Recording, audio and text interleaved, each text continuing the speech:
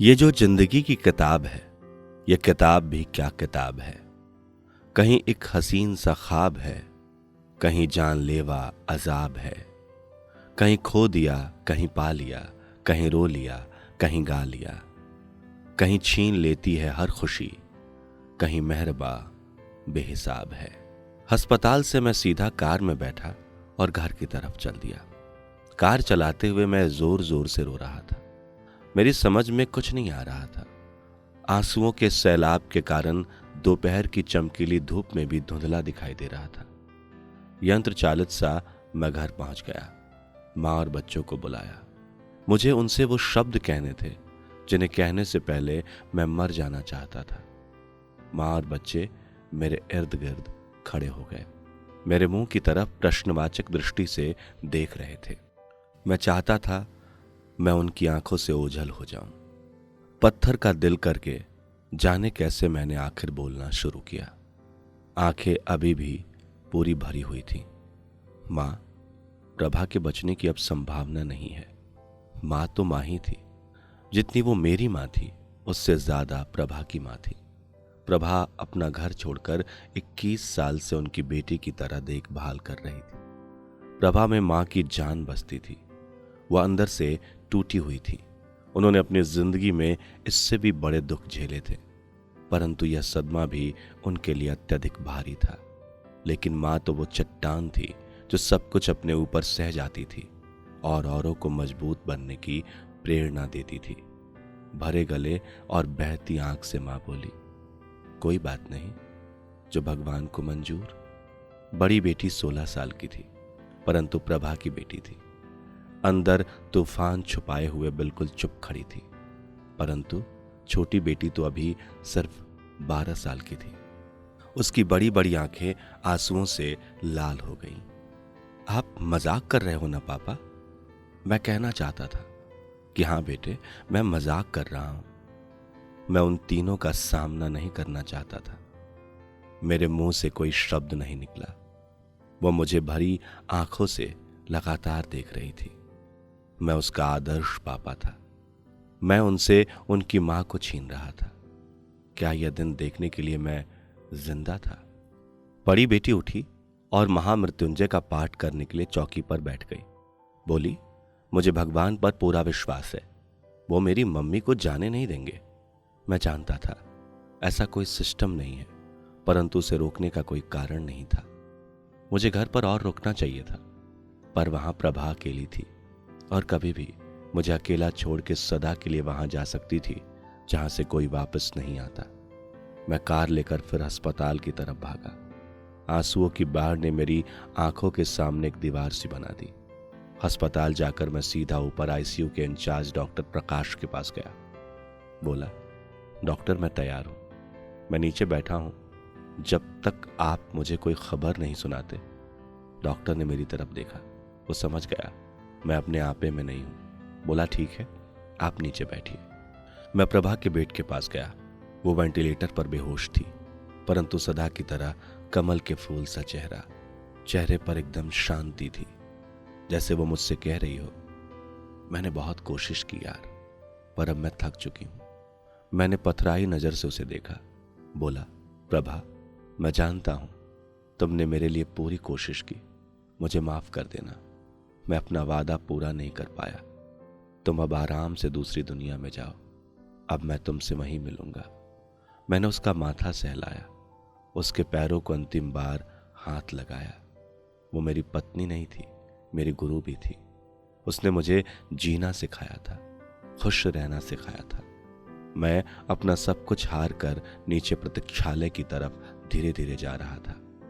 मैं कभी भी नीचे गिर सकता था। मेरे पास अब कुछ नहीं बचा था। कयामत से कम यार ये गम नहीं कि तू और मैं रह गए हम नहीं। मेरा यार मुझसे जुदा हो गया।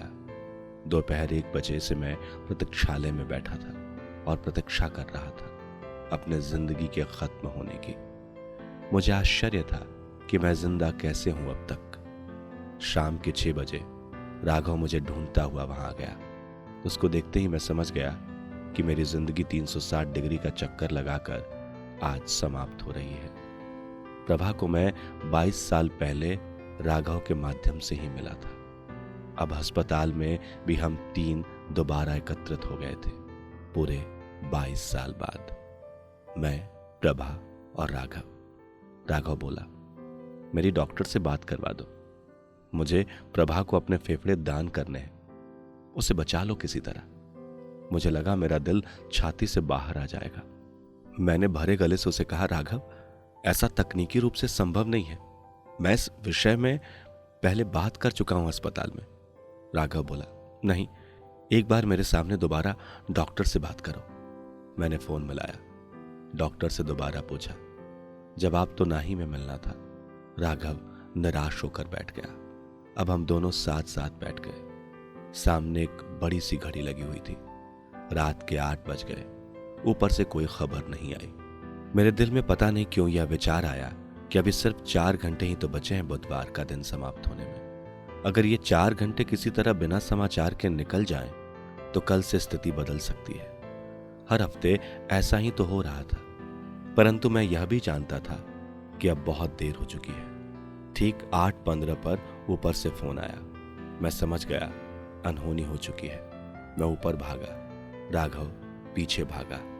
ऊपर डॉक्टर ने कहा, हम इनको CPR दे रहे हैं, आप बाहर रुकिए। मुझे पता था कि CPR हार्ट अटैक आने पर दिया जाता है। मैं पत्थर तो पहले ही हो चुका था। 5 मिनट बाद ही वही डॉक्टर ICU से बाहर निकला। बोला, हम उन्हें बचा नहीं सके। मुझे नहीं पता मैं कैसे अंदर पहुंचा। अंदर प्रभा अपने बेड पर थी। ECG मशीन पर ब्लैंक लाइन चल रही थी। वेंटिलेटर मशीन की सारी रीडिंग 0 दिखा रही थी। मैंने प्रभा के चेहरे को अपने हाथों में लिया। उसका चेहरा शांत था। यह वही चेहरा था जिसके लिए मैंने जन्म लिया था। यह वही चेहरा था जो मेरे लिए पूरा संसार था। कुछ ही हफ्तों पहले तो मैंने उससे कहा था, अब मुझे जिंदगी से और कुछ नहीं चाहिए। मेरी जिंदगी की सब इच्छाएं पूरी हो गई हैं। मेरे दिल में एक जोर का तूफान चल रहा था। अब इस चेहरे को मैं कभी नहीं देख पाऊंगा। नहीं, ये कोई सपना है, ये सच नहीं है। मुझे लगा किसी ने मुझे पहाड़ के ऊपर से उठाकर नीचे एक सख्त चट्टान पर पटक कर मारा है। मेरे शरीर के टुकड़े टुकड़े हो गए हैं। मेरी आत्मा मर गई है। मैंने कमरे की खिड़की की तरफ देखा। वो पूरे शीशे की थी। मेरा दिल किया कि मैं भागकर उस खिड़की को तोड़कर नीचे कूद जाऊं। सब कुछ खत्म हो जाएगा। मैंने एक कदम खिड़की की ओर बढ़ाया, तभी माँ और बच्चों का ख्याल आ गया। उनके चेहरे मेरी आंखों के सामने से गुजर गए। मेरे और प्रभा के जाने के बाद उनका क्या होगा? मैं रुक गया। मुझे सब कुछ सहना ही होगा, चाहे मेरा शरीर और मेरी आत्मा छलनी छलनी हो जाए। मुझे घुटने नहीं टेकने हैं। जब तक हो सकेगा मैं इस दुख का सामना करूंगा। अब मैं प्रभा के सामने खड़ा था, चुपचाप। मेरे सामने उसके साथ बिताए गए एक एक पल की छवियां आंखों के सामने से गुजर रही थी। कितनी कठिनाइयों से गुजरी थी वो। क्या गजब की लड़ाई लड़ी थी उसने, अपने लिए, मेरे लिए, परिवार के लिए, उन सब लोगों के लिए जिन्हें अगर वह ठीक हो जाती तो अपना और प्यार बांटती, उनके दुख सुख सुनती, उनकी मदद करती। मैंने दोनों हाथों से धीरे धीरे ताली बजाना शुरू कर दी। प्रभा को संबोधित था मैं। मुझे यकीन था मुझसे मिले बिना अभी भी वो कमरे से बाहर नहीं गई होगी। वो मुझे अभी भी देख रही होगी। नर्स और बाकी स्टाफ मेरे पास आ गए। उन्हें लगा कहीं मैं अपना मानसिक संतुलन तो नहीं खो रहा हूं, परंतु मैं तो अपनी प्रभा से बात कर रहा था। तुमने बहुत अच्छी लड़ाई लड़ी प्रभा। मुझे तुम्हारा पति होने पर गर्व है। मैं जानता था तुम मेरे लिए अंतिम क्षणों तक लड़कर जीतना चाहती थी, पर कमबख्त दुश्मन बहुत मजबूत था। उसने तुम्हें जीतने नहीं दिया। तुम जहां भी जाओ खुश रहो, मेरी चिंता मत करना। मैं किसी तरह यहां का काम निपटाकर तुमसे जल्द मिलूंगा, फिर ढेर सारी बातें करेंगे। अब मैं नर्स और स्टाफ की तरफ मुड़ा और उनसे कहा, आप ये मत समझिए मैं पागल हो गया हूं। आप सभी लोगों को शुक्रिया जो आपने मेरी पत्नी का इलाज किया।